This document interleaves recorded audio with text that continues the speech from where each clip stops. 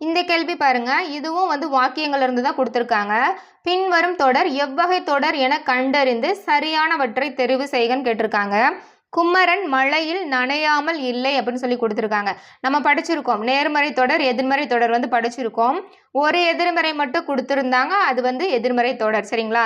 அதுவே வந்து 2 எதிர்மறை கொடுத்துருந்தாங்க அப்படின்னா அது வந்து பொருள் மாறாமல் எதிர்மறை தொடர். இப்போ சப்போஸ் இந்த இடத்துல குமரன் மழையில் நனையவில்லை அந்த மாதிரி கொடுத்துருந்தாங்கன்னா ஒரு எதிர்மறை வந்திருக்கு.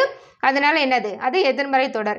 இந்த இடத்துல பாருங்க, நனையாமல் அப்படிங்கிறது ஒரு எதிர்மறை, இல்லை அப்படிங்கிறது ஒரு எதிர்மறை. 2 அல்லது அதுக்கு மேற்பட்ட எதிர்மறைகள் ஒரு வாக்கியத்தில் வந்தால் அது வந்து பொருள் மாறா எதிர்மறை தொடர். அப்போ ஆப்ஷன் சி தான் வந்து சரியான பதில். சரிங்களா? பொருள் மாறாமல் எதிர்மறை தொடர் அப்படிங்கிறதா வந்து சரியான பதில். செய்தி தொடர் அப்படின்னா குமரன் மழையில் நனைந்தான் அப்படின்னா அது வந்து ஒரு செய்தி. அதுவே எதிர்மறை தொடர் பார்த்துட்டோம். கட்டளை தொடர் அப்படின்னா டேய் நனையாத, மழையில் நனையாதன்னு சொல்கிறோம்.